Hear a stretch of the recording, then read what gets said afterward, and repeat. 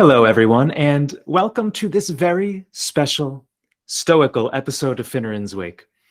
I'm joined today by the esteemed Brittany Polat, a writer and researcher on the philosophy of Stoicism, from whom, I can assure you, we're all destined to learn a lot.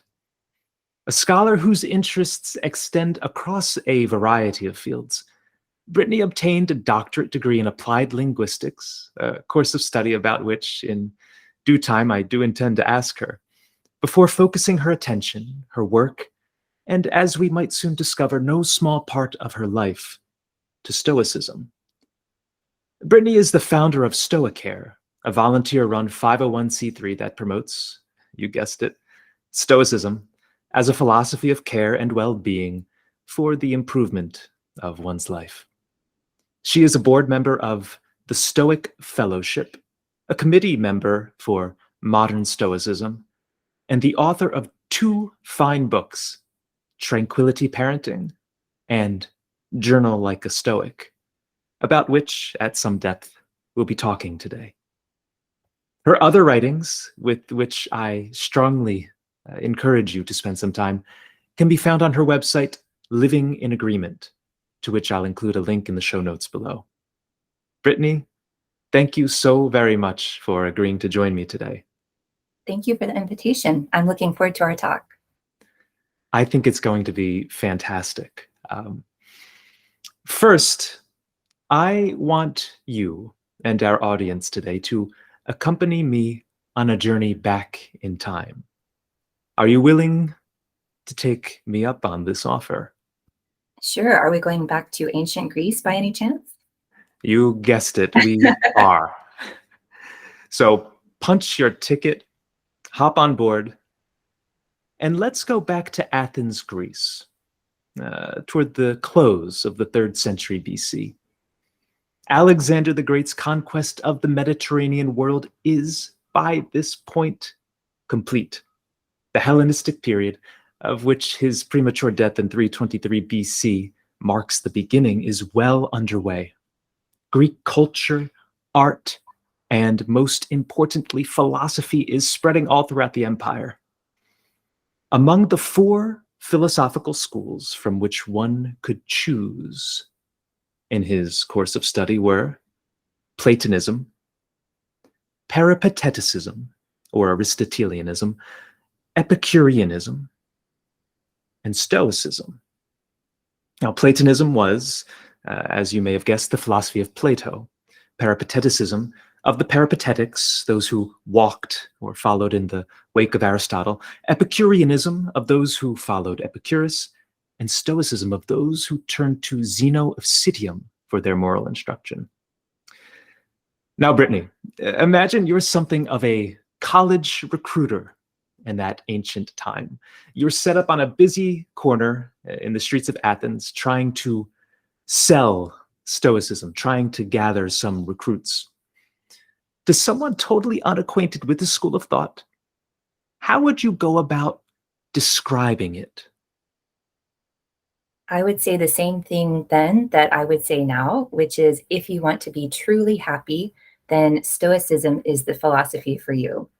All the other philosophies may approach happiness. They have a different way of looking at the world. And they say that happiness can be found in this way or that way, through Aristotle said, if you have a certain amount of health or wealth, you can find happiness. Virtue is great too, but on its own, it's not enough. Only Stoicism says that virtue is necessary and sufficient for happiness. So same thing back then, people are looking for ways to be happy. And we do that by flourishing. We do that through wisdom, justice, courage, and self-control, the same then as now. And it still works. That's the wonderful thing. Human psychology hasn't changed that much, so it's still as effective today as it ever was. So you mentioned happiness as the, to borrow a word that was later ascribed to it, as the ultimate good, the summum bonum, as it might be called. Can you expand on that a little bit more? Why is happiness the ultimate good? Why is that the thing for which we all should be looking? Well, it's interesting because it wasn't so much couched as a should. as just a simple fact of life, that we are all looking for happiness. So a lot of philosophy since David Hume has looked at the is-ought gap. They say, how can we derive morality from, how can we derive what should be done from what is done? And so this has caused a lot of philosophical trouble in the past 300 years or so. But going all the way back to ancient Greece, it was a totally different question. It wasn't you should act in a certain way so that you can be moral. It was, hey, this is human nature. If you want to be happy, and they assumed that everyone does, this is the way to do it. So it's not a should, it's a statement of value. Mm-hmm. Mm-hmm. And the thought was that happiness was valued above all else. Mm-hmm. So let's take another philosopher or another philosophy to which Stoicism is often in a flattering way compared, and that's Epicureanism. So Epicureanism, of course, is named for Epicurus, who was the founder and the promulgator of that philosophy, which had a lot of purchase in that age, and in a different way, in a perhaps decadent way, in this age as well, in which we're currently living. Very basically, Epicureanism stood for the pursuit of happiness in a more sensual way, in a more immediate way, the immediate gratification of desires. Why would that not be a more appealing philosophy to a young 20-something walking around the streets of Athens, looking for a course of study and a tutor whom he might find in you, as opposed to Stoicism, which might call upon a little bit more austerity, a little bit more difficulty, and maybe a little bit more forbearance from those the satisfaction of your desires? Right. So quite a few people in ancient Greece and ancient Rome, which of course took over a lot of the ancient Greek philosophy, a lot of them were Epicureans. It was a very popular philosophy. And it's funny because Epictetus, whom I'm sure we'll talk about a little bit later, he was a very famous Stoic teacher and philosopher, and he actually ran his own Stoic school. So he was talking to the very people that we're talking to in this thought experiment, the young men, because it was always men, only men were allowed to study philosophy at this point, from well-to-do families throughout the Greek Empire. So one day in class, he's telling them, you call yourselves Stoics? You're not Stoics. Most of you are Aristotelians or Epicureans. And by that, he meant that they were living a softer life. They weren't fulfilling the Stoic ideals. They were kind of halfway there, which made them Epicureans or Aristotelians. We should specify, though, that Epicureanism, even though today it's kind of associated with sensual desire and food and this kind of thing, Epicurus, actually, his doctrine was quite different. It was all about pleasure versus pain. And today we tend to interpret pleasure, as food and wild parties and this kind of thing. But Epicurus was actually quite ascetic by our standards. He ate very simple meals. He took great pleasure in the friends that he gathered around him. So it was not at all how we would picture Epicureanism today. So it was a quite different development. Nevertheless, it was a great competitor to Stoicism, as was Aristotelianism, Platonism, these other schools. But Stoicism was definitely considered one of the leading philosophies throughout the Greek and Roman empires. And for that reason, as we'll see later, I'm sure, the Roman Emperor Marcus Aurelius adopted Stoicism as well. Yes, it's one of those unfortunate consequences of history that a school that originally stood for quite noble ends, like Epicureanism did, is corrupted and degenerated and contorted in its meaning in the current day. And I was shocked to find this upon reading Epicurus's work, that he exhibits some Stoic features. There's an intermingling almost between the Stoic thought and what would become the Epicurean thought. And you're right, his emphasis was less on the accumulation of ever more pleasures, but the mitigation of pains. So that's, those are two very, very different things. You can live a Stoic life by trying to reduce pains, but not really pursuing at least physical pleasures. So For everyone listening, I highly encourage you to read Epicurus, and maybe simultaneously read someone like Epictetus or Marcus Aurelius. And you'll find that they aren't so ideologically, philosophically different. There is a lot of overlap. And I believe that Epictetus makes frequent reference to the Epicureans as he tries to establish his own philosophy. And I would say that's more Seneca. Yeah. I'm sorry, Seneca. Yeah, if you read Seneca's letters on ethics, he does make quite frequent references to Epicurus. And he says, well, it's wisdom. This wisdom is open for everyone, me too. If there's wisdom in his thoughts, then I'm going to take them. But I'm not going to take them, without adding my own thoughts to it. So yes, absolutely. There is overlap. For example, in overcoming the fear of death, this was something that Epicurus was quite pioneering in. And he offered a lot of strategies that the Stoics, particularly Seneca, later adopted. So absolutely, yes, the ancient schools all kind of interacted with each other. Yes, and thank you for that correction. Seneca was making frequent reference to Epicurus and his philosophy, and I think it shows a certain modesty, an intellectual modesty, acknowledging that perhaps you don't have all the answers and are willing to take a more syncretic approach to look at other philosophies from whom you can gather something, of course, not to the exclusion of what it is that you have to offer. And it's important to note as well that, a lot of these philosophies, Epicureanism and Stoicism especially, and Aristotelianism, spring from the thought of Socrates and spring from the pre-Socratics, whom we can't overlook as we talk about this. Do you want to make mention just briefly of Socrates? You can bypass if you wish. Yeah, sure. No, Socrates was essential in all of the later Greek philosophical schools. Many of them claimed to be inheritors of Socrates' legacy. And of course, they differed in the ways they did that. The skeptics said that they were the inheritors of Socrates' legacy because they were questioning everything, but they took it much, much farther than Socrates. The Cynics also claimed to be following in Socrates' footsteps. The Cynics, for your listeners, were people who were very unconventional by the social standards of the time. They frequently lived out on the street, for example. They owned very few possessions. The most famous of them, Diogenes the Cynic, would harangue passersby saying, I'm looking for a good man. Have you seen one? He would walk through the streets of Athens in broad daylight holding a lantern saying, I'm looking for a good man. Where can I find one?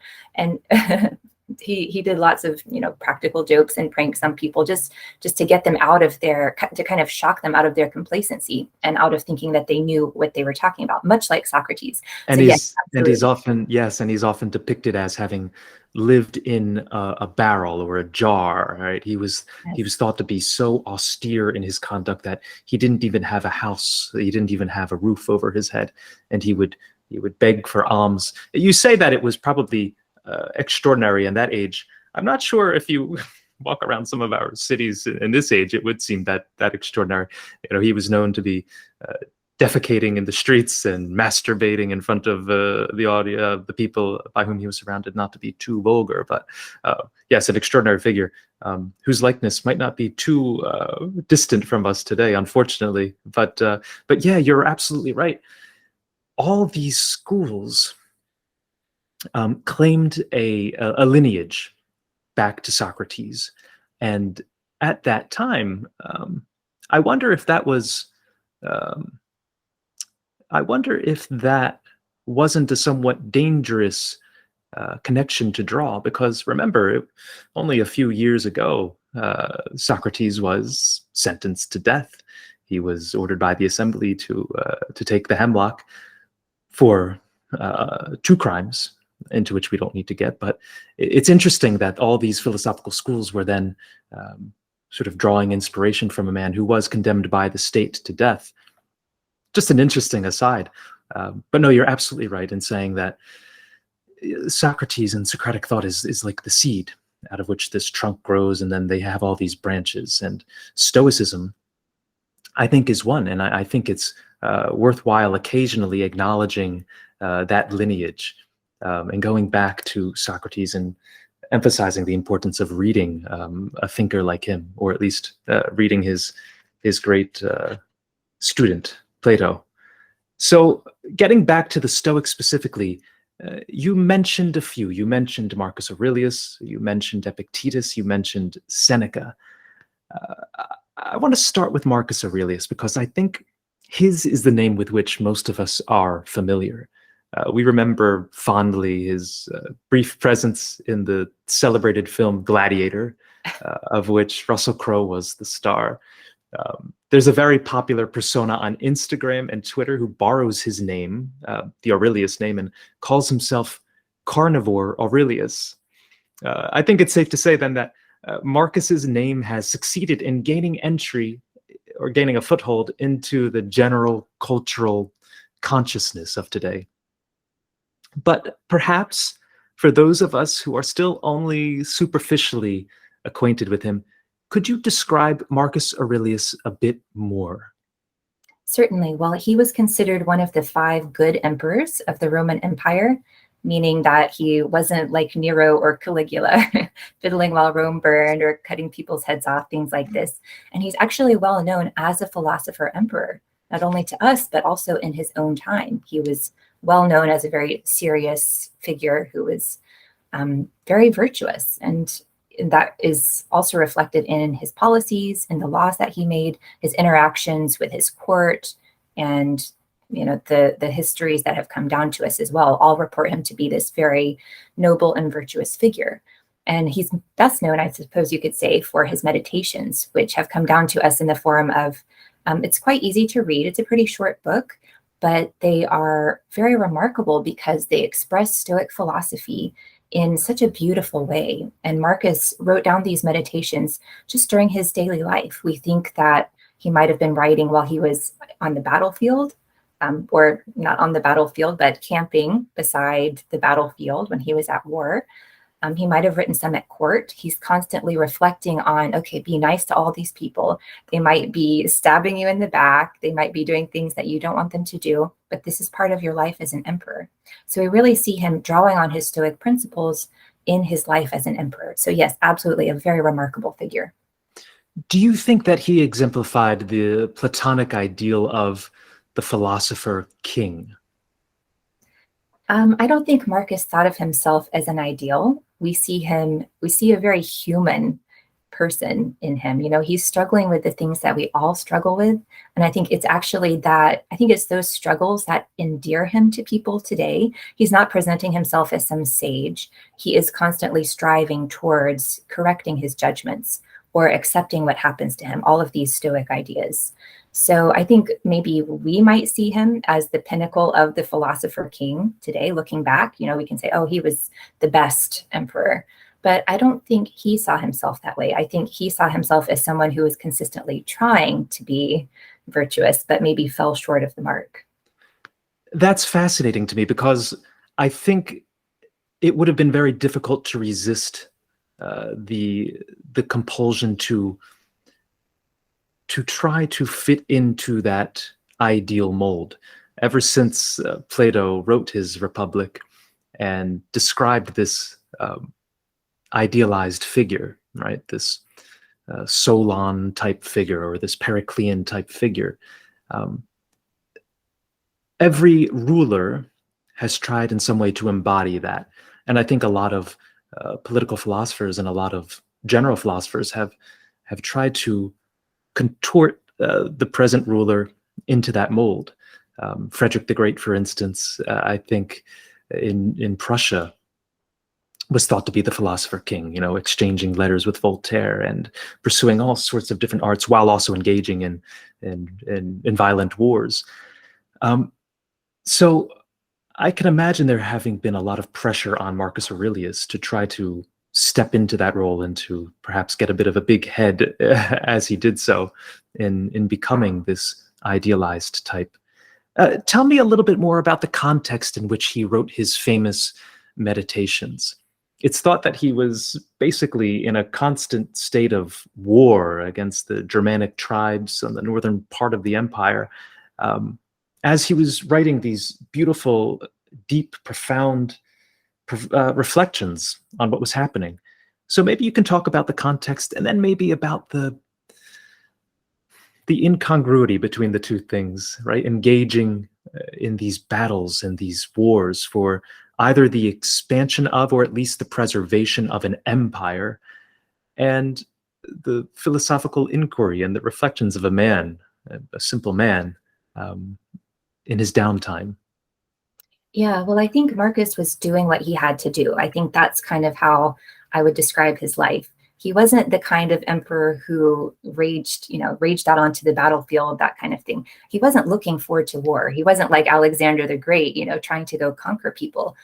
You get the feeling reading his correspondence and his meditations that he didn't like war at all, which would be fitting for a philosopher. So in that way, it's not necessarily incongruous. It's just he was doing what was called on of him. As the emperor at the time, he had to defend the empire's borders, for example, or he had to put down a rebellion led by one of his former friends. He was just doing what he had to do. There are some passages in the meditations where he says, oh yeah, I wish I could go have this countryside retreat, but no, I'm not going to do that. I can have my retreat here, wherever I am. So you see him kind of longing to just go settle down at a villa somewhere and read some books. But he wasn't allowed to do that. As emperor, he took his duties very, very seriously. So part of what he's doing in the meditations is actually forcing himself to fulfill those duties as, the leader of the war effort and the person at court who is responsible for implementing justice and this kind of thing. So yeah, I think it's very special that we get to see that kind of inner conflict in him. I intended to raise this idea later on in the conversation, but it can't be helped. You mentioned Marcus Aurelius's desire, and I think authentic and sincere desire to I don't want to use the word abandon the battlefield, but to retreat back to a simplistic, more philosophical, thoughtful way of life. It always strikes me as reminiscent of the feelings expressed by our first president, George Washington. He only very hesitatingly agreed to run for the presidency, right? To which he was elected unanimously in the late 18th century. And during the course of his tenure, in his letters, he expresses again and again his longing to return to Mount Vernon, to hang up the keys to power, to let this ship of state be driven and navigated by someone else, someone more competent and learned, in his opinion. He thought quite low of his own education. It was something of which he was always conscious. And to return to Mount Vernon, to ride on horseback, to oversee his fields, to hopefully make a lucrative crop, which was always evading him, and simply to live out his existence in that way. I think a lot of our founders were similarly inspired. Thomas Jefferson, for instance, though he, in his letters, declares himself an Epicurean in the classical sense, wanted the very same thing. He wanted to return to Monticello, and in his case specifically, to engage in deep philosophical thought, to write his letters, to publish more books aside from his notes on Virginia, but was unable. So it's a long prelude to a question. Do you think that these founders of ours exhibited the Marcus Aurelian type of Stoicism? Do you think that they were Stoics in a modern sense? Yeah, absolutely. I don't think it's a coincidence that they demonstrated these characteristics. They were raised on the classical tradition, right? So at the time, education included learning about the Greeks and the Romans who had come before. And as we can see in the way the founders set up the American Constitution and the whole system of government, they were highly influenced by the examples of classical Athens and then later the Roman Republic. So they were completely steeped in these classical influences, and not just government, but obviously the philosophical side as well. It's actually really interesting because so after Stoicism started to decline at the end of the Roman Empire, and obviously Christianity became the state religion and then eclipsed all of the other Greek philosophies. paganism didn't die right away, but it was kind of absorbed in various ways into the Christian tradition. So, of course, especially early on, you have a lot of Stoic influences on early Christianity. So, in some ways, some Stoic ideas persisted into the Middle Ages and then into the Renaissance and the Enlightenment times. It was kind of always an undercurrent of intellectual thought in the West. Nothing, nobody went around calling themselves a Stoic, but there was actually a pretty significant revival of Stoic thought in the late 17th century.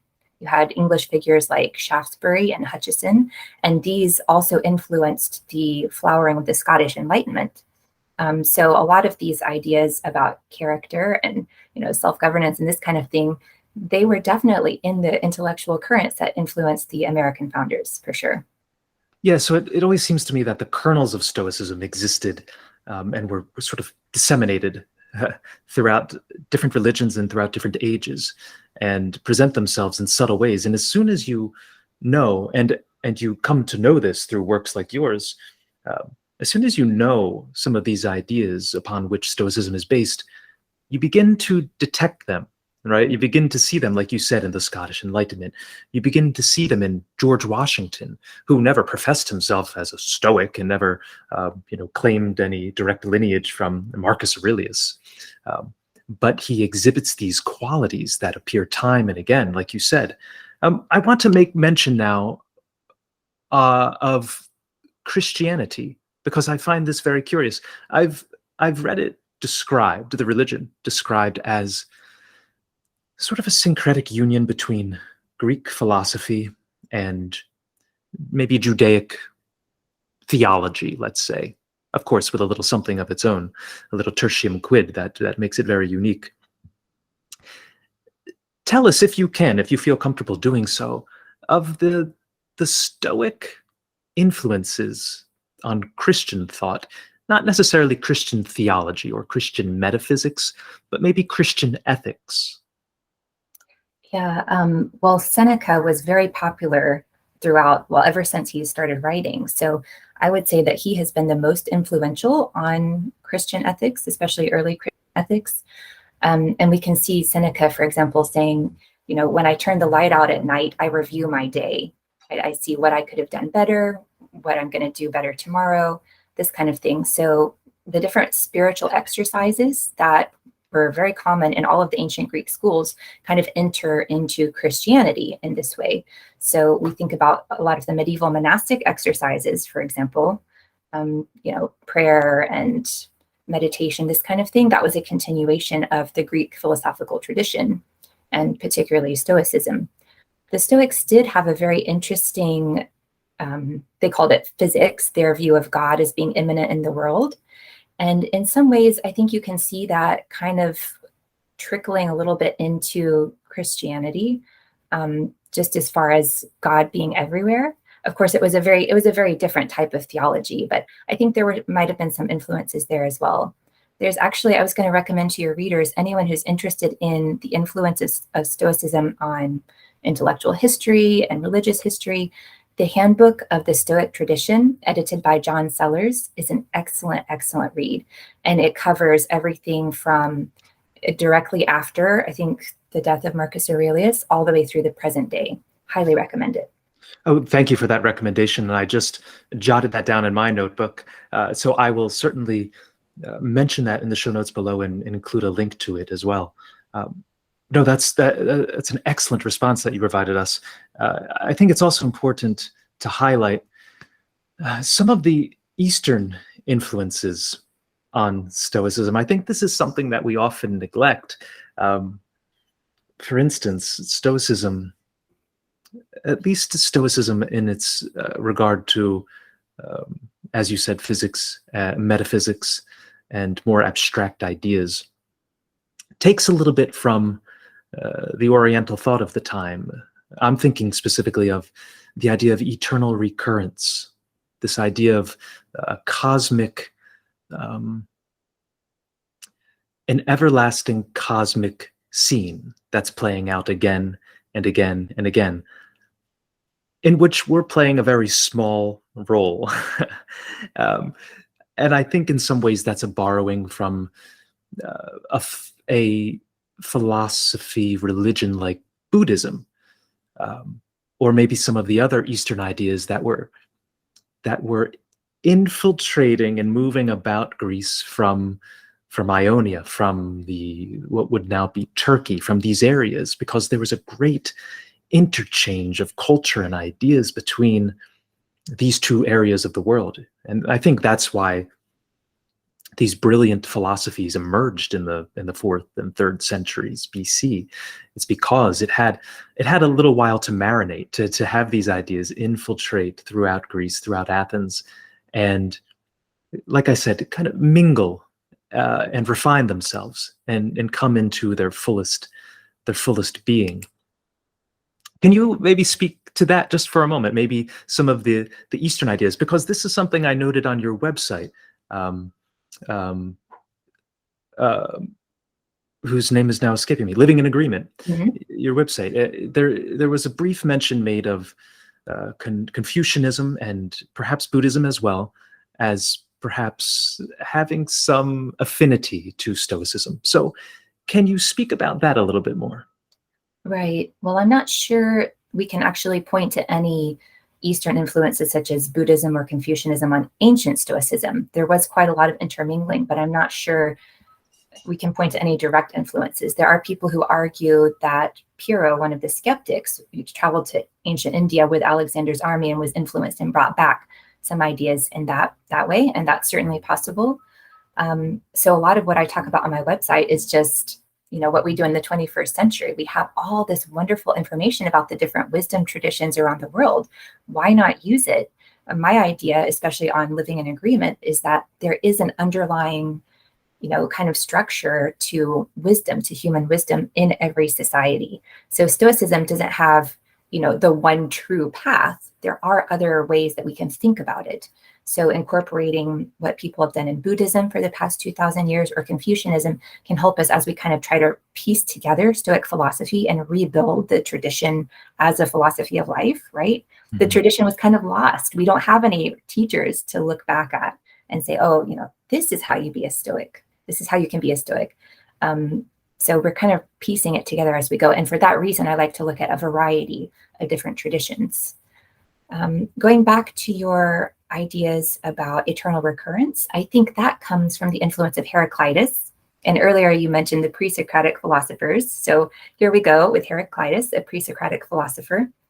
He was well known in antiquity for his doctrine of eternal flux, things constantly changing. And we see this coming out quite a lot in Marcus Aurelius's Meditations. He also strongly influenced some of the early Greek Stoics, such as Cleanthes, who was the second head of the Stoa after Zeno. So his doctrine of fire, the world being born from fire and then eternal recurrence, was kind of incorporated into the early Stoic theology. So very interesting. And I think it comes out very strongly in Marcus Aurelius, where he's constantly talking about change. Mm-hmm, mm-hmm. And again, I find it incessantly fascinating to follow these strings, to follow these threads that connect each of the philosophers. So yes, you mentioned Heraclitus, one of the great and enigmatic pre-Socratics, whose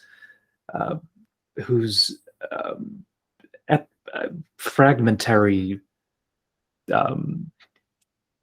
maxims, I guess you could call them, still live on with us today, such as you can't step in the same river twice, right?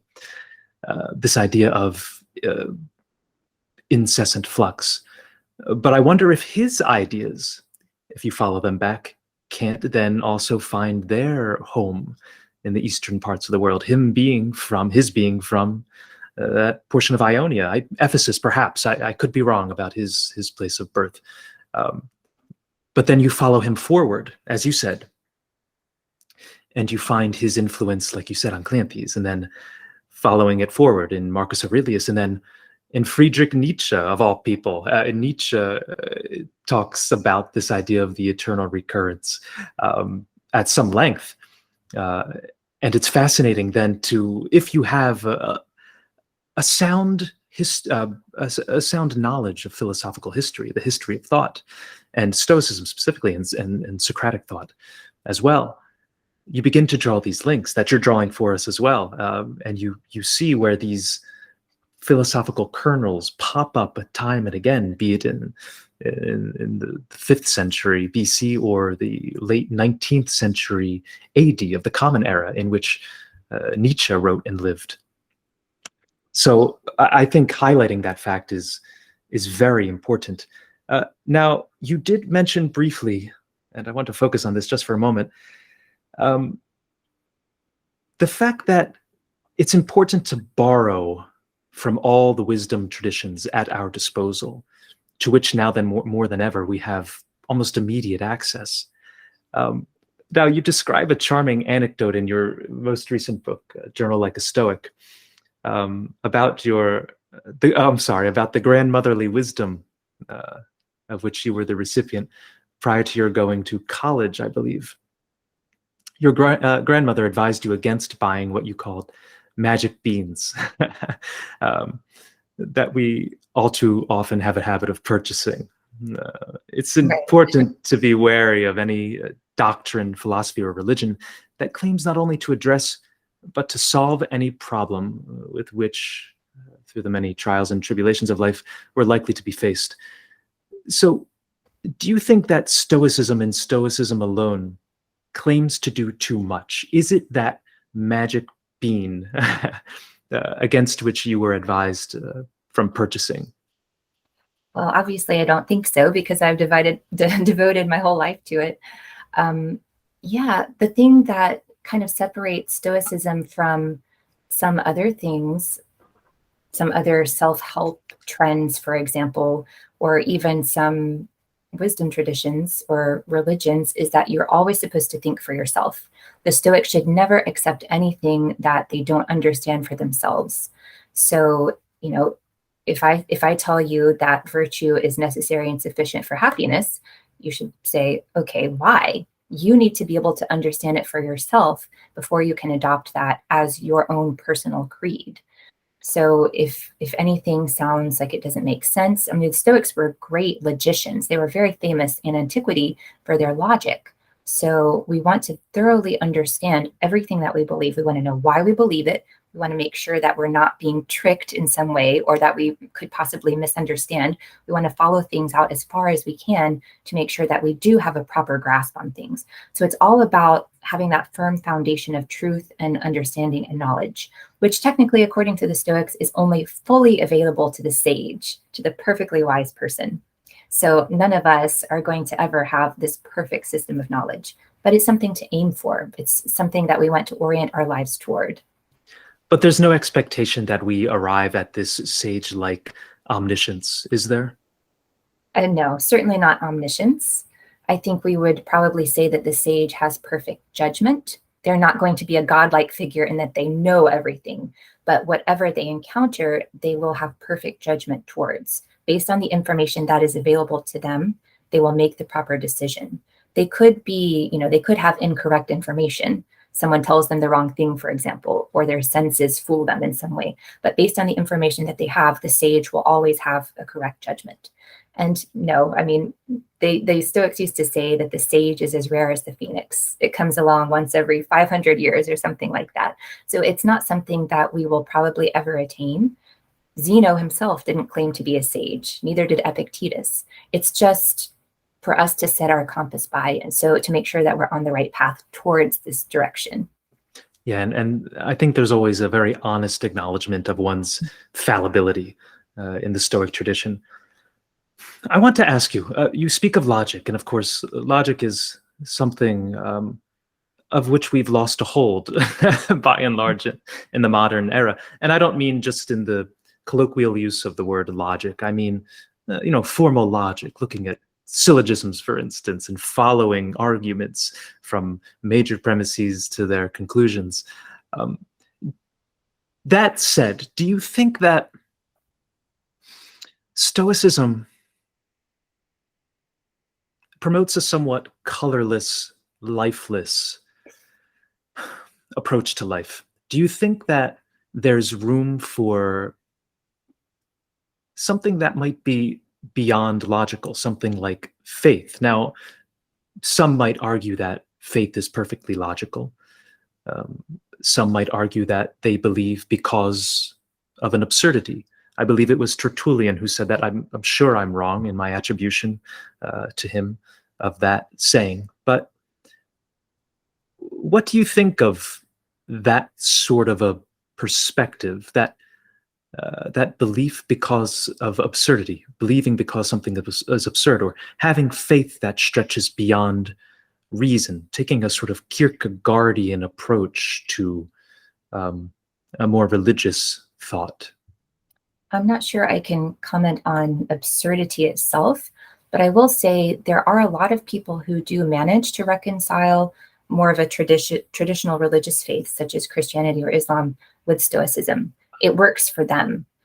I'm a very big proponent of saying you do what makes sense for you. You make your life philosophy work and fit into what you believe. So, I'm not going to tell people what they should or shouldn't believe. That's for them to decide. I decide what makes sense to me. Each person can decide what makes sense to them, given their life experiences, given their character, given where they are in their circumstances right now. So I would strongly encourage everyone to think it through for themselves and do what makes sense for you. Don't do what I tell you to do. Don't do what makes sense for me unless it also makes sense for you. So it's something that we all have to take responsibility for. Right. Do you think it's a sine qua non? Do you think there's an essential role for a deity in the Stoic creed, in the Stoic philosophy? I don't mean to call it a creed. I don't want to confuse it with a religion. But throughout the writings of the Stoics, as you well know, there is often reference to providence, to an overseeing God. He might be evoked in different ways by different names, but at the very least, there is a theistic thread that runs through a lot of Stoic doctrine. So do you think the character of a deity is essential to true Stoic thought?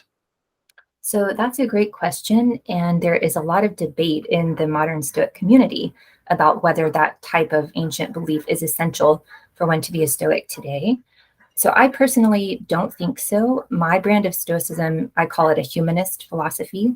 So I personally don't think it's the role of philosophy to tell us, about a deity or a non-deity, whether it's, theistic, atheistic, pantheistic, whatever it is.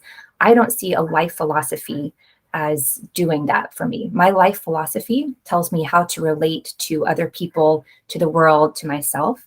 So I just assign it a very different role from the way philosophy was viewed in the ancient world. In ancient Greece, philosophy encompassed what we would today see as science, theology, ethics, everything. It was all kind of packaged into philosophy, and all of that was studied together at philosophical schools.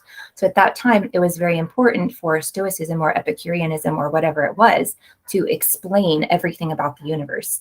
Today, we're in a completely different situation where we have so much scientific knowledge in so many different areas, in psychology, in astronomy, biology, everything. We just know so much more about how the world functions. So this is just my personal view that I'm describing here. I believe that a life philosophy tells me how to live a life, and it doesn't depend on the existence or non-existence of divinity anywhere. Now, other people obviously take a different view, and there are quite a few people who adhere to the ancient Stoic belief of a divinity in the world, inherent in every particle of the world. So that certainly was what the ancient Stoics believed, kind of a not pantheism, but pandeism, I think is the most accurate description. So yes, absolutely, there are people who believe that, but it's not necessary, I think, to be a Stoic in the 21st century. Interesting. Yes, it does become a little bit complicated when you start to look at what seems to be a materialist philosophy. And I don't mean that in a deprecatory way. I don't mean as though these are, luxuriant beings going to the malls and spending all their money on items. Not materialist in that way, but materialist in the atomistic way. They're looking at all these particles, atoms, these irreducible things with which the world is filled, and seeing God in all of them. So it's a very, be it pantheistic or pandeistic view. It's a very godly world in which they were living. I wonder if a reconciliation between those two magisteria that you laid out, the philosophical and the religious, is needed more today. It seems as though religion and religious affiliation is decreasing significantly in the West. America at a slower pace than in Europe, for instance. And some of these philosophical schools seem to be slowly acquiring a broader audience, at the very least, and perhaps adherents as well. Do you think that perhaps a religion like Christianity would do well maybe to acknowledge some of those Stoic roots to which it can return in order to, I don't know, increase the number of its congregation? Oh, I don't think I'm qualified to talk about that, but I do believe you're right that Stoicism and other, maybe the Eastern philosophies are becoming much more popular these days because of the decline of traditional religion. I think absolutely, as humans, we need a system for living a meaningful life and making sense of, the big questions. Why am I here? What should I do? How should I live? Right. And what is my meaning? What do you think is the role that Stoicism fills? What does it accomplish that a traditional religion like Christianity fails to accomplish? I think it's not that someone would encounter Stoicism and then give up their traditional religion. I don't see that happening very much. I see more of a syncretic approach when people do encounter Stoicism. They can approach it kind of like I do, just as a philosophy of life, and integrate it into their existing theological beliefs. So I don't really see that so much happening. I see more of people just leaving traditional religion and then looking around for some other kind of system to fill the gap, because we all need that. So I don't think it's necessarily competition. I just think, as in the United States, it was traditionally a Christian society. I think as that kind of declines, then something else has to fill the breach. And Stoicism is really perfect for helping us make sense of our lives. It might not be as encouraging to the priest or the pastor or the rabbi whose congregation, whose synagogue and whose church is now becoming increasingly empty. But I do think that if a void has to be filled, and I think indubitably it does have to be filled, I think we're seeing the consequences of its continuing emptiness today. I think if it does have to be filled, Stoicism is more than a worthy candidate to do that job. And I don't mean to fixate on religion. I'm sort of in my own life in a religiously uncertain place, to say the very least. I'm curious about all sorts of theological arguments, discussions, proofs, be they Thomistic from the Catholic tradition, or be them from Maimonides in the Jewish tradition. But I, like you, am sort of looking at all these wisdom traditions and trying my best to absorb that which they have to offer. What that accretion ultimately makes, I'm not sure. I'll have to check back in with you. Have you read Karen Armstrong's work? I read a work of hers recently. It was the History of God. Was that the title? Yeah, she's written A History of God and The Case for God, as well as some other biographies of Muhammad and Jesus and things like that. Yes. A British historian, I believe. Yes. She's either quite elderly or has passed. She's elderly. She's a former nun, and she spent the rest of her life looking at different religions. I think she's one of our best religious writers, but this is what she does. So, for example, in The Case for God, she looks at kind of the similarities. And earlier you were mentioning threads. So she's looking at the threads that link kind of theological beliefs in many different wisdom traditions and societies. And she argues that the function of religion is meaning making and mythos. So religion was never supposed to be about facts, which it's become today. It was just supposed to be a way of us acknowledging that we don't know, and that we can still have a reverential approach towards nature and towards each other, even if we don't know. And that has been completely lost today, that today it's all about literal belief. And this has been part of the reason for the decline of more traditional religions. So for your listeners, I highly recommend Karen Armstrong's work. Yes, and again, I have her History of God on my bookshelf, right next to another book that I'll recommend to you because I have to reciprocate. I have to reciprocate, Sure. and that is Jack Miles' book. Okay. Again, another comparative religion scholar. I believe he's a Protestant, and his book is called God, a Biography. It's in this case, it's less a comparative work, but a more specific look at this idea of God and who he is as a character in a story that is told beautifully. And I only think of it because I think it's on my bookshelf, that one, next to Karen Armstrong's work. So again, I'll make a link to that in the show notes below.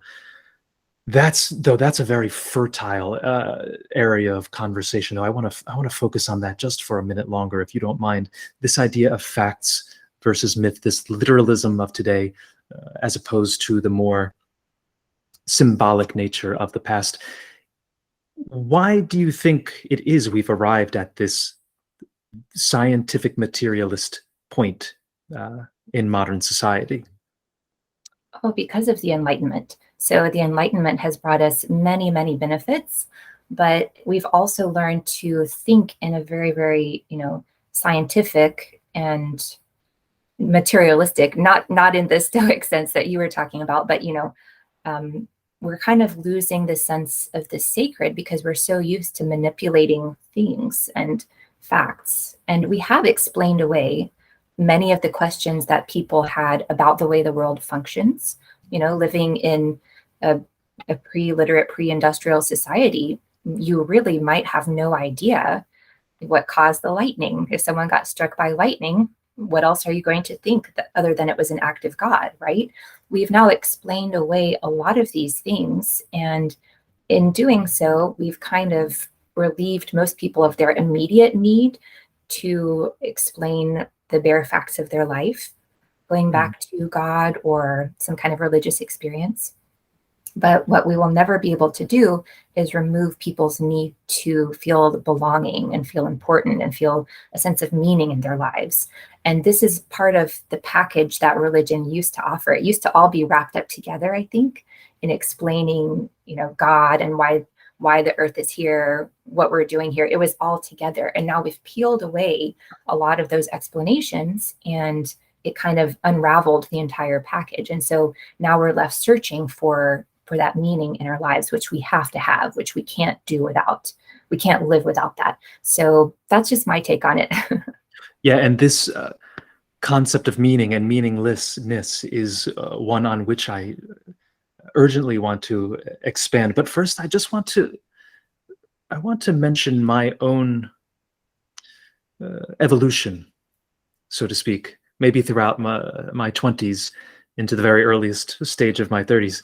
And that is a transition from seeking facts, from seeking scientific truths, falsifiable observations of the empirical world, to cultivating a greater appreciation of myths, of narratives, and of the truths around which those myths and narratives are built.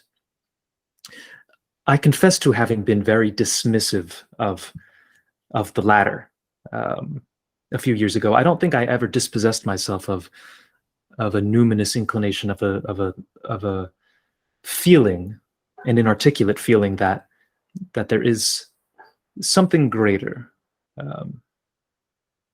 that there is some sort of providence in the world.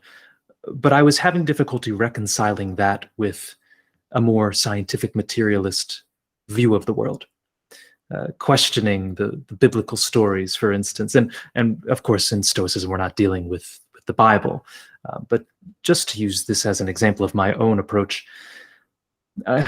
reconciling the creation in 6 days, or the splitting in Exodus of the Red Sea, and some of these extraordinary miracles, suspending nature, these events of which David Hume, of whom you made mention, was so viciously scornful and eloquently derisive.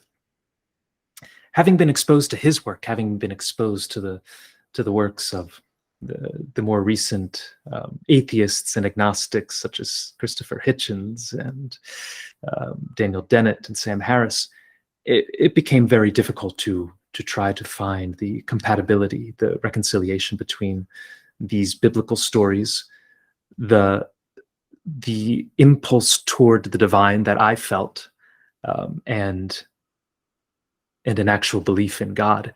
But I think in time it's been my exposure to some of the Romantic poets, people like Coleridge, people like Wordsworth, a rediscovery of classical literature and philosophy, and the works of people like Armstrong, people like James Frazer, who have revealed to me that these myths are integral and might have the attribute of fact or of truth for which I was always looking.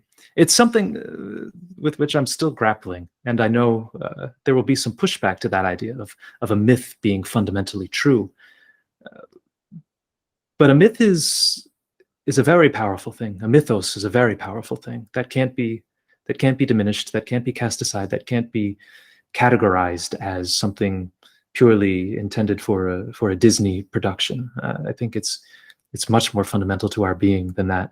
Now, I know I'm going on a little bit, but we've spoken multiple times about meaning, finding meaning in this world.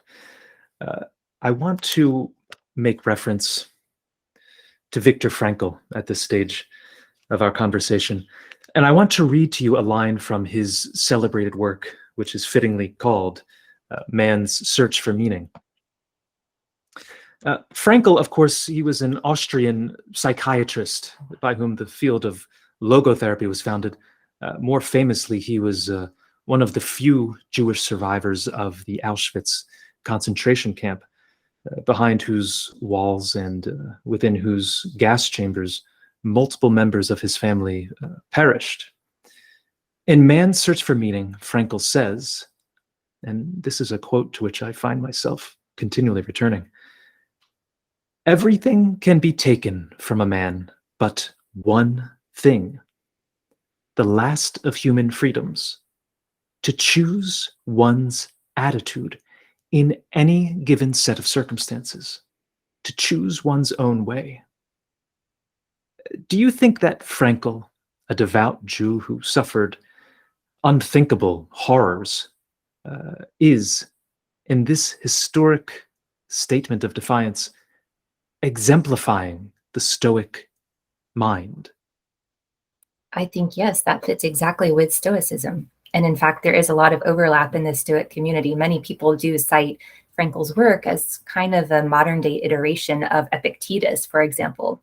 So Epictetus was born a slave in ancient Greece. He later was able to study philosophy. He gained his freedom. He opened a philosophical school. But you can see in all of his work and all of his teachings that he's going back to this exact same idea that Frankl makes mention of, which is the internal freedom that you have, even when you don't have anything else. He says, you can chain my leg. If a tyrant comes and says, I'm going to put you in jail, you still have the choice about what to do and how to approach that. And so Epictetus recommends saying, okay, fine, you can chain my leg, but that's not me. I am not my leg. I'm not my body. And he says, even if a tyrant wants to behead you, as long as you are not afraid of death, as long as you don't see death as an evil, which in the Stoic view, death is not an evil, then you still have your freedom. You have the freedom to say no up until the very last moment. And so, yes, Frankl, in his logotherapy, he's describing something that's very similar to this, very inspirational. And I think it's no small thing, no small matter that Epictetus speaks of having a leg chained, because I believe at least one of his appendages was broken, or he was hobbled as a consequence of his time as a slave in during his lifetime, during the earlier part of his lifetime. So the fact that one leg was chained was perhaps doubly significant for a man like him. That's an interesting connection to draw between those two, and I never noticed that. So thank you for pointing that out. The connection that is between Epictetus, a slave throughout most of his life, but a brilliant thinker who eventually opened his own school, and Viktor Frankl, a brilliant doctor in his own right in the field of psychiatry prior to the annexation of Austria, who then, in his own way, opened his own school of logotherapy. Which of course takes from the Greeks the term logos, meaning reason, word, wisdom. So do you want to speak a little bit more about Viktor Frankl, about this idea of a devout Jew who'd suffered so much, maybe coming to Stoicism in a different way? Because it seems to me that, now, I don't know this part of Frankl's biography, but it doesn't appear to me that he arrived at his obviously Stoic statement that I just quoted from a classical perspective. It seems as though it was just from the trials and tribulations that he endured and his Jewish faith. Perhaps I'm wrong about that, and perhaps you're more knowledgeable. So if you have anything to contribute to that idea, could you? I don't have a whole lot to say. I'm not really super knowledgeable about Frankl's early training. I do know that he developed a lot of the ideas that would later become logotherapy. He did develop them before going into the concentration camps. And so that gave him a chance to kind of work them out and prove that they worked. And then he later developed them further. What a way to put them to the test. Right. Goodness. There's one doctrine that Frankl uses a lot that is also very similar to Stoicism. And again, I don't know about the derivation, if he derived it from Stoic thoughts, which is very possible because, of course, at that time, people were still very interested in classics, especially in Central Europe. So it's possible that he did get them from reading the classics. But he says, in between stimulus and response, there's a space. And in that space, that's where you have the power to choose. And this is an idea that we see in cognitive behavioral therapy today, CBT, which is one of the more popular forms of therapy. It's also highly related to Stoicism, where the Stoics speak about our impressions. And we have the ability, once a thought strikes our mind, a proposition strikes our mind, we have the ability to assent to that and say, yes, this is true, or to withhold our assent. So we see Marcus Aurelius doing this in the Meditations. He says, you have heard someone says something bad about you, but you do not have to make the judgment that you have been harmed. So you have that power in between the stimulus and the response. That's where you make your choice. And that is extremely powerful. That's how you become no longer a slave, like Epictetus was, to your circumstances, or like Frankl was. You have the power to become something else. And that is what nobody can take away from you. And I think that's the most important lesson to be derived from the writings of Frankl, among other lessons that are of great importance as well, and from the writings of a lot of the Stoics. The fact that you execute self-governance, that you are responsible for your response. I read Viktor Frankl, as many do, without expecting to find this kernel of Stoicism coming up to the fore in his work, and was absolutely struck by that fact that it did.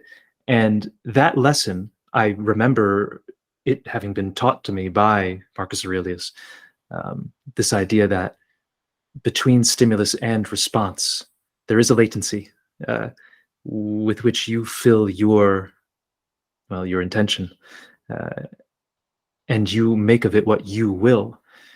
So you covered it, I think, perfectly, but I want to ask you, what do you do, or how do you reflect in that period between stimulus and response. Let's say one of your children, of course, I should mention you're a mother of three. One of your children does something that's just absolutely irritating, and it's for the nth time. You've told him or her on multiple occasions not to do it. The stimulus has happened, or the stimuli have happened. As a mother, in the real world, removed from our discussion, removed from our philosophical texts, what do you do to modulate that response? Well, it takes a lot of practice. It takes a lot of self-awareness and awareness of what's going on in your mind. So I divide my Stoic practice into kind of two parts. One is preparation, the things that I do when I wake up in the morning, such as reading, journaling, reading the inspiring quotes, this kind of thing to prepare me for the day. So that gets my mind in the right place to begin with. It kind of gives me a boost throughout the day and keeps those Stoic thoughts at the forefront of my mind. And then when I'm actually going about my business, working with my kids, for example, that's when I have the opportunity to pay attention. So the ancient Greeks had a word for attention, prosike, which means just being aware of what your mind is doing, paying attention. Today we might say being intentional about your thoughts and your actions. And so when you bring this awareness to what you're doing, so if my child does something I don't like, I'm not just going to react and fly off the handle without thinking about it. I'm going to actually pause. And part of what I'm doing in my training is changing my values. So if I value that my child does something exactly right all the time, then I'll automatically be upset when that doesn't happen.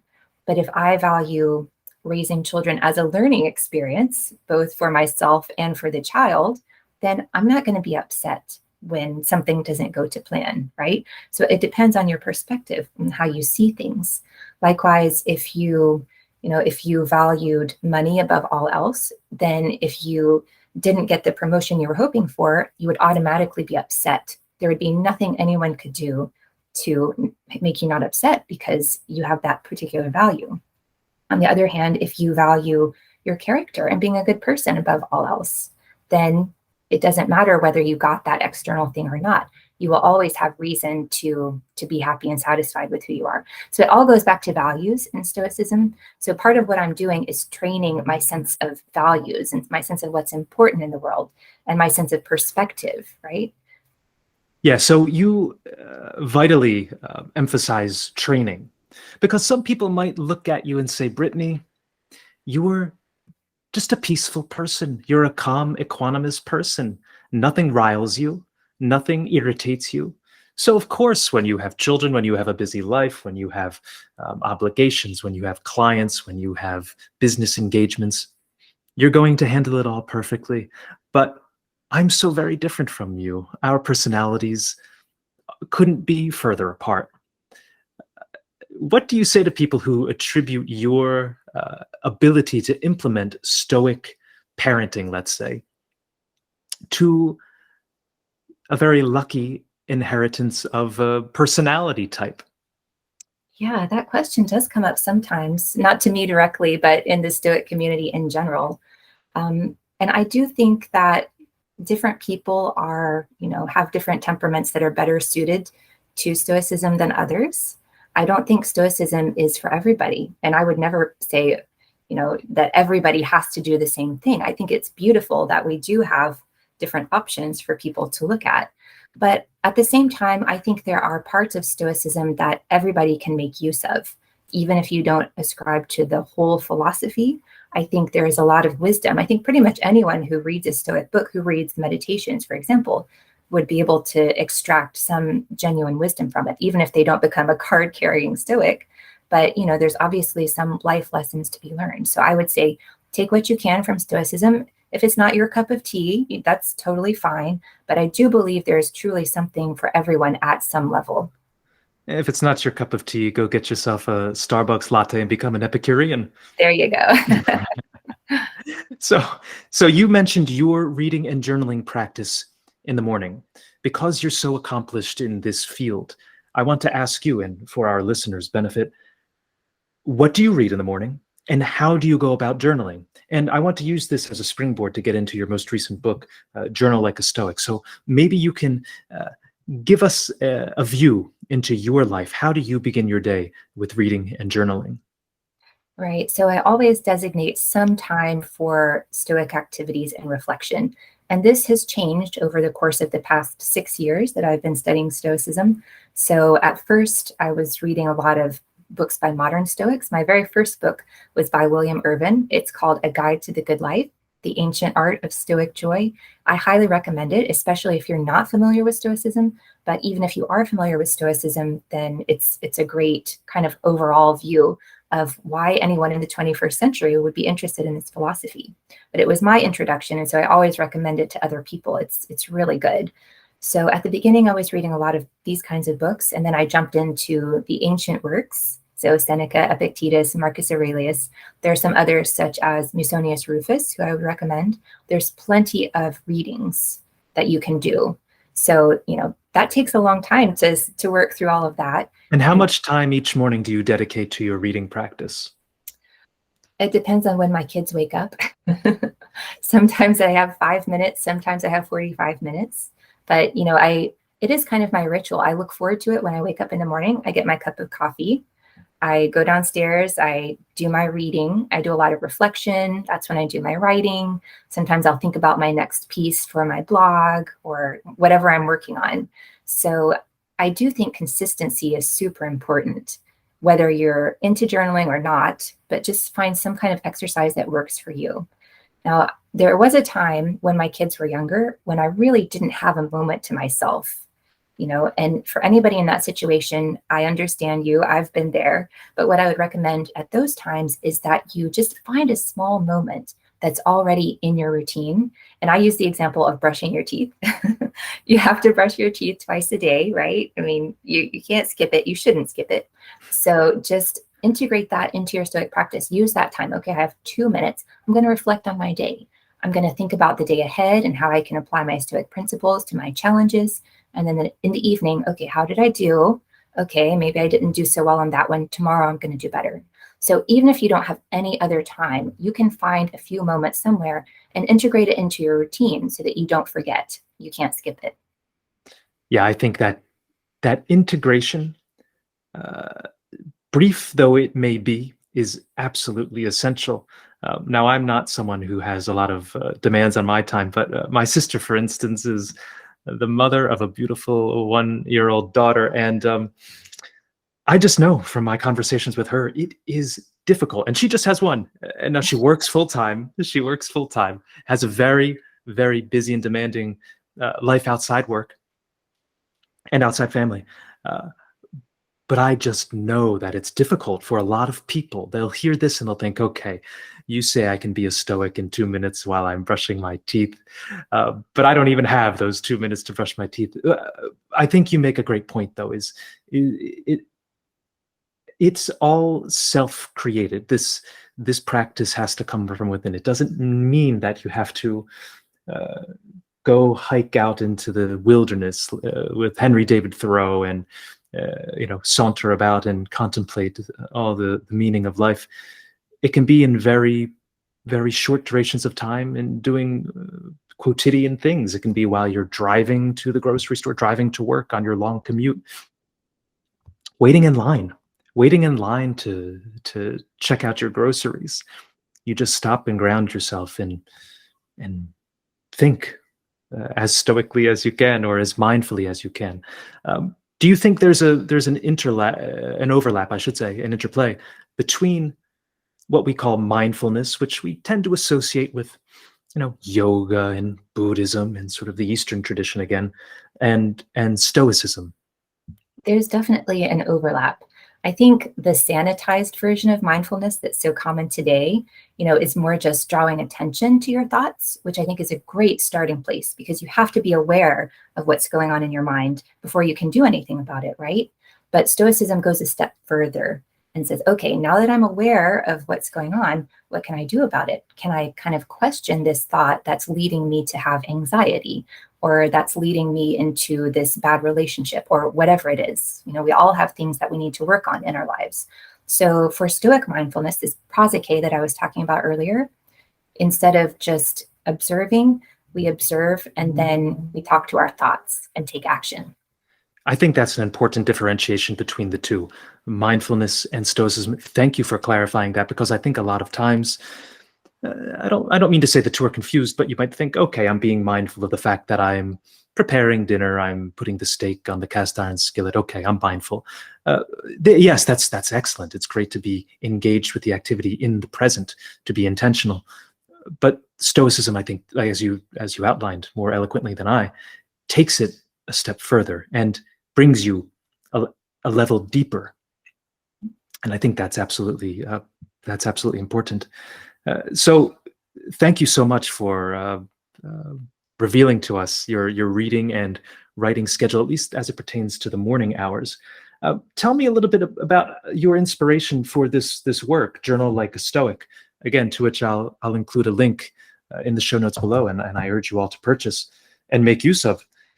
I imagine it was the fruit of your daily practice, but tell me a little bit about the process that ended in this wonderful little book, how you chose to separate it between the different courses, the 3 courses over the course of 90 days, and the quotes that you decided to incorporate, because as we know, there are many. Right. So this book was a little bit different from most in that the publisher actually came to me looking for an author. They had seen a gap, saying, okay, we need more journals on Stoicism. There are a couple good ones out there, but we need more. We need some newer ones. So Penguin Random House invited me to write the book. And, I thought about it very carefully before I said yes, because they had some certain ideas that they wanted incorporated. And I decided that they had done their research well enough and I would sign on. So that's how the book came to be. The 3 courses, so it's a 90-day program divided into 3 30-day courses. So the first one is examining the inner critic, which I love to start here because this is something that so many of us in this day and age have to deal with. We're so critical of ourselves. We're so used to being judged by other people, and then we kind of internalize those judgments towards ourselves. And it's very harsh. It's also not based on our character traits. A lot of the way we're judged by the world is on external achievement, right? Where did you go to college? How much money do you make? What does your Instagram account look like? These kinds of things. It's all very, very external. We've lost that emphasis on character. And so these judgments are based on things that are out of our control, right? Things that make us unhappy because they're external, they're not based on character, and that we're constantly judging ourselves on as well. So starting with the inner critic is kind of bringing us to the core of the issue.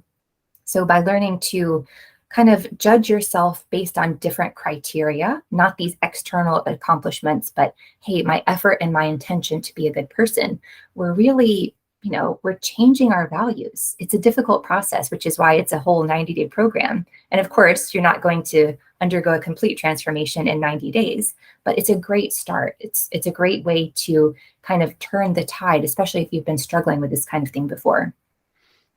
Yes, and it's, I can guarantee you, a much easier endeavor to begin than, say, P90X or any sort of exercise routine that guarantees a 6-pack of abs at the conclusion of your 90-day commitment.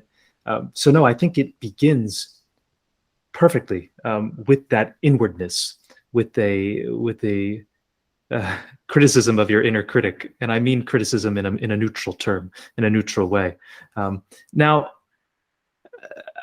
I find the deluge of fabulous Stoic quotes difficult to sift through. How did you go about that?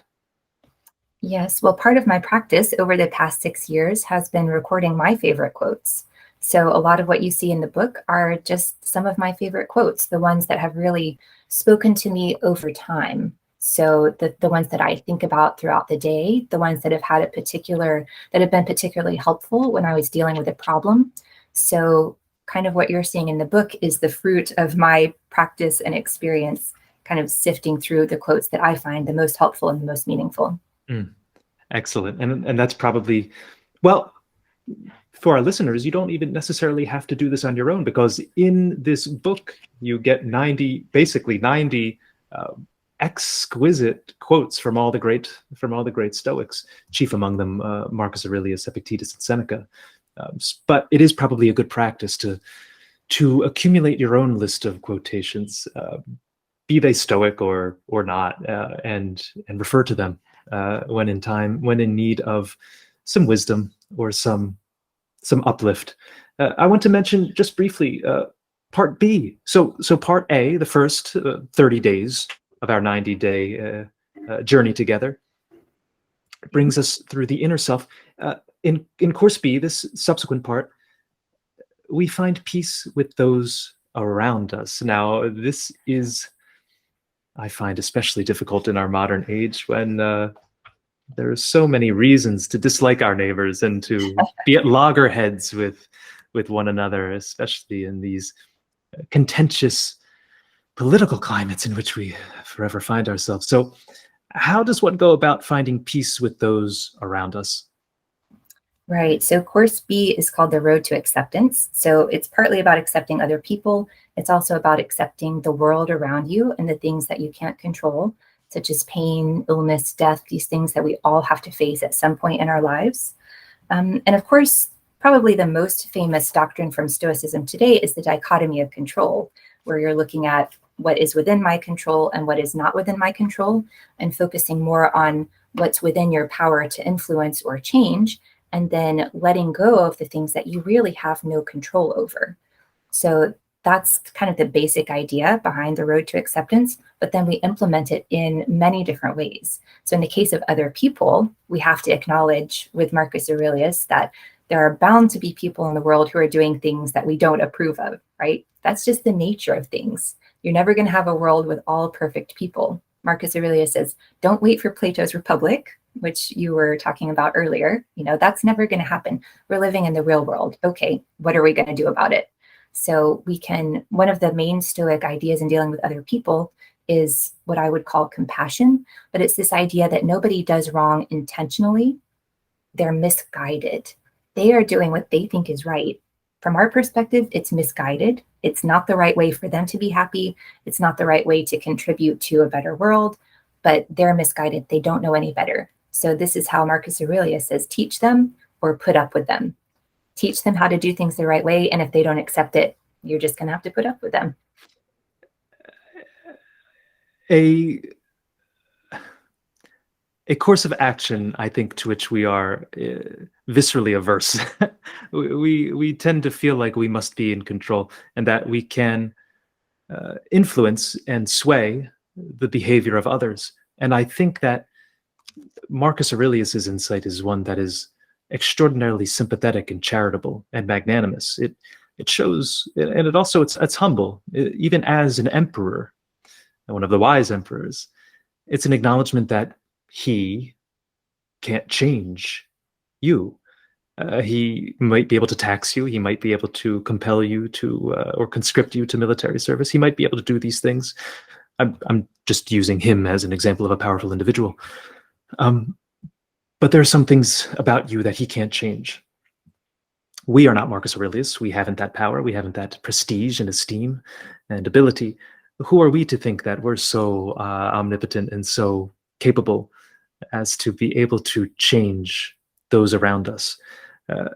So I think that's a very important insight. You mentioned the dichotomy of control. This reminds me of Reinhold Niebuhr's Serenity Prayer, of which he is supposed to be the author. I think it's generally agreed that he is. Now, of course, I risk butchering the Serenity Prayer. It's not one that I repeat and recite daily, but I recently discovered Niebuhr and all of his writings, his political as well as religious writings, and he's just, I think, an understudied American genius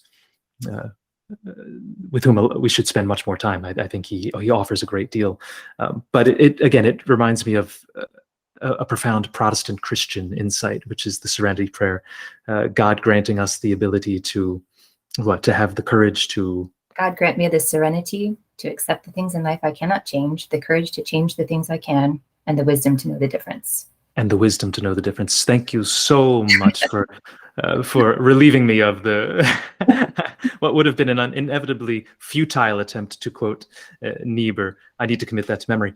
But what do you think of a prayer like that? Do you think that that's Stoicism in a nutshell? That's how I feel about a prayer such as Niebuhr's. Yes, I think a lot of people do consider that Stoicism in a nutshell. I mean, if you were going to cite 6 lines, then that's probably what I would choose. Of course, there is much more behind that. Packed into those lines, you need to know why, right? It's not just, like we were talking about earlier, it's not just something that you accept blindly on faith. You need to know why this is important. And so this is what the full philosophy of Stoicism unpacks. Why should you accept the things you can't change? What is the reason behind that? We're not doing it just because Reinhold Niebuhr told us to, right? So there is a lot more behind it, but absolutely, that is a great expression, very simplistic, of what Stoic philosophy is about. Yeah. And again, once you read a book like Journal Like a Stoic, you spend some time on Brittany's fabulous website and with her blogs. And of course, with the original writers, the original thinkers, be they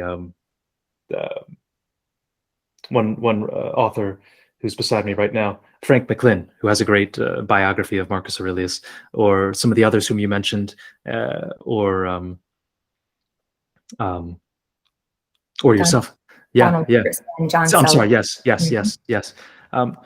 Again, you begin to detect these kernels of Stoicism everywhere, including in Reinhold Niebuhr, including in Nietzsche, taking 2 very opposite thinkers, a strenuous atheist and a very pious Protestant. So with that, I want to turn quickly to the last stage, the ultimate stage of your 90-day program, and that is seeking virtue. Now, I'm going to ask you a little bit of a Socratic question. Could you define for me in one sentence, what is virtue? I don't know about one sentence, but for me, virtue goes back to human nature. We need to understand who we are as humans in order to understand how to live a good and flourishing life. So virtue is based on our human nature. So we are rational creatures. We are social creatures. These are 2 of our defining characteristics. Humans always live in groups. We literally cannot survive for the first dozen or so years of our lives without our group. We are built for communal living. And so in order to flourish, in order to find our true happiness and reach our true potential as a human, we need to be excellent at living with others. We need to be excellent at using this rationality that distinguishes us to a large degree from other creatures. Now, I do think that we should acknowledge the ancient Stoics were not very kind to animals. And today we have a much greater appreciation of how our intelligence is similar in some ways, for example, to the other great apes, which the ancient Stoics didn't know about. And that's an interesting thought experiment.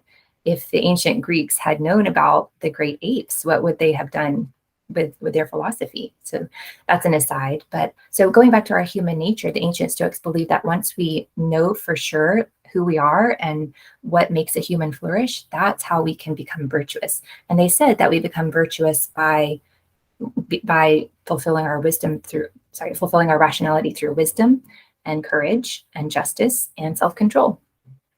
You mention very sagaciously the 2 defining features of humankind, and that is our reason, our capacity to reason, and our sociability. Of course, Aristotle famously said that man is by nature a political animal. By this, of course, he didn't mean that we are slack-jawed watching CNN or Fox News all day long. By political, he meant that we have an inherent impulse to congregate. And I don't mean religiously, I mean to form political bodies, to be social beings, right? I think Stoicism occasionally has the reputation of being somewhat anti-social. I could be wrong about this, but sometimes when I speak about Stoicism in a much different format from that in which you're speaking of it, people will look at Stoicism as somewhat reclusive, as wanting to retire into oneself, which is part of the program, in order to better assess, control, and govern oneself, and to be a better, more functional, more temperate member of society. But I think that last part is often forgotten, is in order to become a better member of a greater society. So what do you think about that anti-social reputation with which Stoicism has been marked? I think it is an accurate description of this very unfortunate misconception about Stoicism. Even the commonplace word Stoic in our language today means someone who doesn't show emotion or represses emotion or doesn't engage with other people. And it's extremely unfortunate and in an inaccurate representation of the actual philosophy as it's lived, because it's extremely social and it's all based around care. This is part of the reason why I started my nonprofit, Stoicare, is so we can show people that actually Stoicism is all about caring about other people, caring about the planet, for example. It is about caring. It's not about not caring. So yes, very unfortunate kind of reversal of what Stoicism actually stands for, but it's about learning to care about other people wisely, right? We don't want to be governed by our passions. We want to be governed by our wisdom. So we learn to care for others in a very wise way, not letting our happiness depend on their actions, but loving them, because this is what humans do. This is the fulfillment of our human nature, is caring about other people. So if you want to live a flourishing life, you've got to learn to care about others wisely. Yes, and it's interesting, just as an aside, to note the contortion of Epicureanism, or Epicurean, a term of which we made earlier mention, and Stoicism, or to be Stoic. Now, it's not used in as derogatory a manner as Epicureanism or Epicure, but sometimes to be called Stoic is to be thought of as unfeeling, to be cold, to have sang-froid, to have cold blood, to have sort of steeliness of temper, an inability to express oneself in a warm and exuberant manner. And in speaking with a friend prior to our conversation, that was one of his remarks. He said, "Daniel, I've been seeking some method of self-improvement. I've been through a divorce in the past year. I'm in the process of leaving a job and finding a new one. I've fallen away from my religious belief in that community in which I used to find solace. So I'm a little bit lost. I sought out a few different self-help things. They were a bit superficial, so I leapt into Stoicism. Now, I will recommend to him your work and your works. But one thing that was a barrier to him was this feeling of frigidity, this coldness. He felt like it was too stiff and unfeeling. So what would you recommend a person like that do? Or how do you think he should approach Stoicism to derive from it all the wisdom and the benefit that is to be had? Well, first, I'll just say that's exactly the situation I was in when I found Stoicism, minus the divorce part. But we had moved to a new place. I had 3 kids to take care of. I didn't know how to orient myself. I was leaving a career, and I call it my shipwreck moment. So I think many people do turn to Stoicism in their shipwreck moment. The legend goes that this is how Zeno found Stoicism as well. He literally had a shipwreck. He was a merchant, and the whole cargo of his ship was lost. So he went from being wealthy and independent to being penniless in a moment. So he was stranded in Athens. He's wandering around the streets. He comes across a bookshop and picks up a book on the life of Socrates by Xenophon. He's so impressed by the life of Socrates that he asks the bookseller, "Where can I find a man like this?" And at that moment, another philosopher, Crates, happened to be passing. So the bookseller points and says, "Follow that man." So the story is maybe apocryphal, but it's a nice founding myth. And I think I can really feel a connection with Zeno. I think a lot of people can, that this is the moment when your whole life as you knew it ends, and you realize that you need something, you need some kind of system of guidance to help you. So I would definitely recommend Stoicism to your friend. I think as far as getting past the misconceptions about Stoicism, there are many different types of misconceptions, but the books that I described earlier, such as Bill Irvin's book, Donald Robertson's works, John Sellers' works. These are a great introduction to the ancient texts. So if someone is a little bit wary of just picking up the Meditations or Seneca's works, definitely start with the modern interpreters. That's what I try to do in my work, is to kind of make it more accessible or palatable to a 21st century audience. But every reputable, I should say, yeah, there are some people that do not make mention of the Stoic aspects of Stoicism. I don't know if you want to get into that, but there are people who do treat it as a series of life hacks.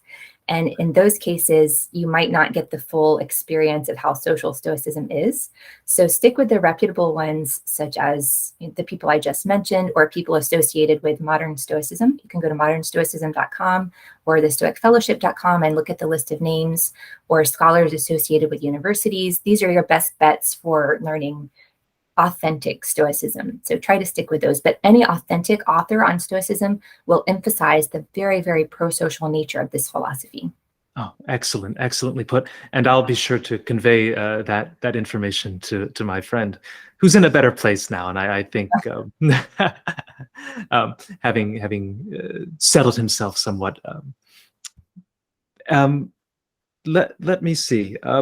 Just briefly, I wanted to mention that transition that you undertook 6 or so years ago, from one career to another. Now, you don't have to discuss that. I don't mean to delve into your personal life, but you did study linguistics, and I promised at the outset to touch on that. I know that's not the important part of our subject, of our conversation today, which is this grander theme of Stoicism.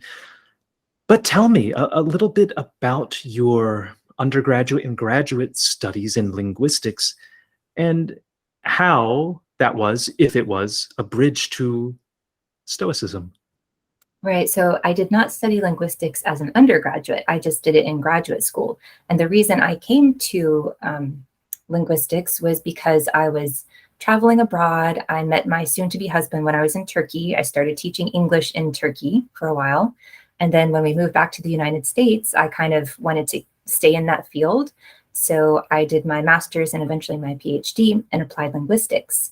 So applied linguistics is the field, it's the broader study of language as it's used in the world, but my particular area was second language acquisition, which is learning how people learn languages, how the best way to teach languages, creating materials for learning and teaching languages. So it's all about how people use and learn languages in the real world. I see. So it wasn't as though you were a classical philologist like our friend Nietzsche. You were studying linguistics in a different way and for a different purpose. Correct. Yes, there is actually some overlap, though, with what I'm doing now, because it all goes back to human nature, right? So learning a language in some ways is parallel to learning a life philosophy. Might sound a little bit strange, but if you think about, if you're an adult, not a language that you learn as a child, but an adult who's learning Spanish or French or Chinese or whatever it is, you're actually having to rewire your brain, right? So for the past 20 years, you've been speaking English, and now suddenly you have to have new neural connections with Chinese or French or whatever it is. And so a philosophy of life is very much the same, because you're rewiring your brain from your old thought habits and all those patterns that were not very helpful for you. And now you're learning new ones. You're learning new reactions. You're learning to pay attention to your thoughts. You're learning to look for that gap between stimulus and response. All of this requires new wiring in your brain. So there's actually, it might be helpful for some of your listeners to think about that process in parallel. Just like learning a new language takes many years of practice, it takes devotion, it takes study, all of that. Learning a new philosophy does as well. Of which I'm all too aware, having attempted and mostly failed to learn Spanish. I came to some level of competency with the language, but that's fascinating to think of this language of life as opposed to a language of tongue. This plasticity on which we're reliant, our brain's plasticity, serves us not only in speech, right, and our ability to communicate our thoughts with those by whom we're surrounded, but also to change the way in which we talk to ourselves, address ourselves in different situations. I never thought about it that way, and I think that's a very deep and important insight that you highlight. That's fascinating. I also want to mention the fact that you lived in Turkey, and we spoke of Ionia. We spoke of the birthplace of the pre-Socratics, of Heraclitus and Democritus, and all these great figures. So I think that was symbolic, the fact that you met your spouse over there, and we're in this world, whether you knew it or not, absorbing some of these ancient influences. Just wanted to point that out. So I want to ask you, maybe we'll close within the next 10 minutes or so, because you've just been so generous with your time and so enlightening. I've loved every single minute of this conversation. You've addressed so many great points and clarified a lot of my misconceptions and misunderstandings about this philosophy, and I'm sure those of many of my listeners as well. I want to ask you, who in our culture today would you say most exemplifies a Stoic?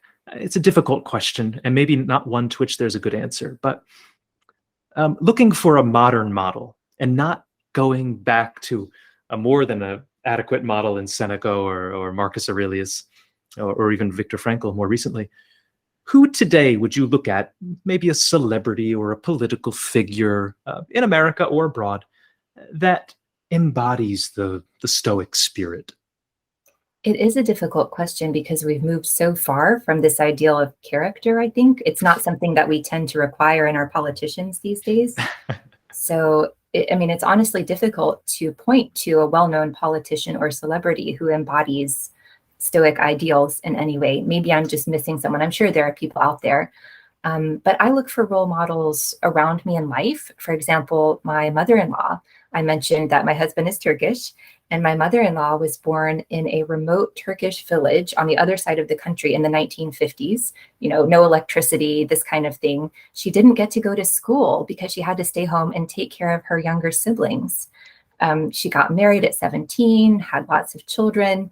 She became a midwife. She even birthed her children alone at home, which is, just unimaginable to me. But children, you said multiple children. Well, at least one, which was my husband, she had by herself. It's mind-blowing.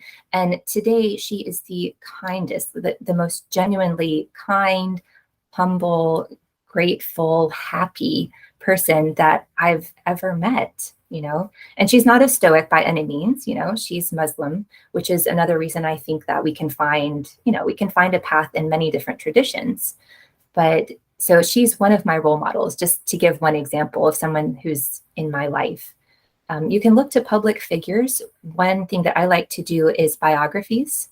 You have to be careful with autobiographies and memoirs because obviously people can burnish their image a little bit. You may not get the full story. But one of my favorite works, I'm looking at my bookshelf right now, is called Some Do Care. It was written in the early 1990s by two psychologists, Colby and Damon. But it is still an excellent read. What they did is they went out and interviewed dozens of exemplary figures. People had been nominated as moral exemplars, and they interviewed at least 30 of these moral exemplars. They wanted to find out what made them tick, why they did the things they did. And it's a remarkable read. It's very inspiring. And you see, again, the same thread running through a lot of these interviews of people who were not famous, but they had been nominated by the people who worked with them as someone who was incredibly moral and giving. So these kinds of people are my role models more than anyone I could point to as a celebrity or a politician. I'll await the receipt of my my nomination form for America's most exemplary moral figure. That's a great. That would be a great cast of characters among whom to vote for. That would be interesting, and I'm glad that a society somewhere holds a nomination like that.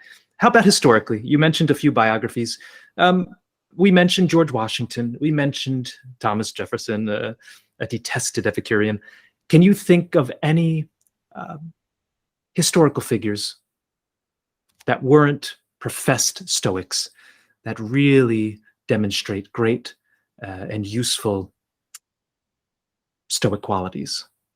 So maybe the most famous is Elizabeth Carter, who was a British woman at the end of the 18th century. She was actually the first translator of Epictetus into English. Believe it or not, the first translator was a woman.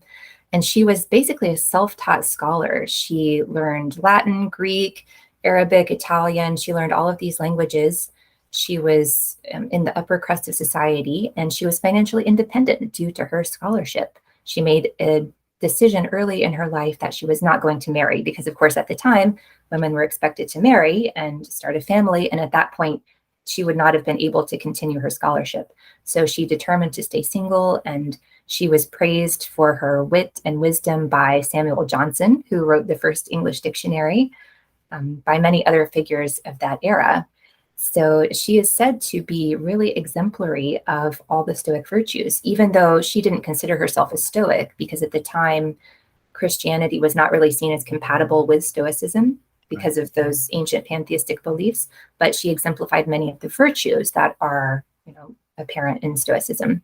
So she's one historical figure I would point to. Another is Christine de Pizan, who was a woman in the Middle Ages. She's often considered the first professional woman writer. So you can see why these women appeal to me. But she was not a Stoic by any means, but she did what she had to do in life. Her husband died, leaving her basically penniless without any means of supporting her family, her children, and their other dependents. And so she started writing. She used the skills that she had. She didn't panic. She didn't get upset. She just did what she had to do in life and became very successful at it. So I really admire that ability to, she didn't plan to become a professional writer, but it just happened that that's what she had to do. Similar to you, when you didn't plan to write journal like a Stoic, but Penguin very wisely, and I hope very profitably, sought your talents out, recruited you, and brought you on to write a wonderful book that I recommend to everybody, Journal Like a Stoic. So I think with that, we should wrap our delightful conversation up. This has been, as I said, most instructive and enlightening for me, hopefully for my listeners and my audience as well. I want to give you the stage. Do you have any parting thoughts, anything with which you'd like to leave our listeners? Parting thoughts. We've had a very far-ranging conversation, so I think we've covered almost everything. I would just say Stoicism is all about connection, and I would encourage everyone, if you're sitting at home listening, to reach out to other people around you and try to grow closer to others. We've all been through a very rough 2 years with the pandemic and social distancing, so let's try to shrink those distances now that we're able to, and always remember that we do grow and make meaning in our lives based on our relationships with other people. So that would be my parting advice. Exquisite advice, and I'll just echo that very briefly. I think from this conversation, I'll take away many things, but chief among them, the idea of sociability as fundamental to the human condition, and Stoicism's emphasis on sociability. I think it's a grave misconception that the Stoic man or Stoic woman is a recluse, is someone whose head is buried in books all day long and is thinking of abstract thoughts and great ethical ideals that will never be achieved here on earth. So that would be the one thing. And the second thing would be this sense of meaning. Of course, we discussed Frankl's celebrated work, Man's Search for Meaning.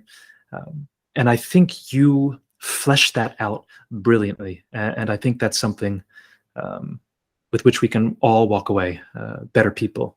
So again, Brittany, 1,000 thanks for your agreeing to join me today. I'll include links to all of your writings, all of your books on Amazon, your organizations on which you serve as a board member, and everything else. Is there perhaps a social media presence that you'd like to tell people about? Twitter, Instagram, Facebook, all the above? Sure, you can follow me on Twitter at Brittany Polat. I'm pretty easy to find. And please do follow Stoicare. We are trying to build our nonprofit, and we have lots of great events coming up. some things you might not have thought about before, like Stoicism and compassion and Stoicism and animal care. So please do check us out. And Daniel, thank you so much for the invitation. I've enjoyed our conversation so much, so thank you. Oh, it's been my pleasure. Thank you so much. And to all of you out there, farewell from Finneran's Wake.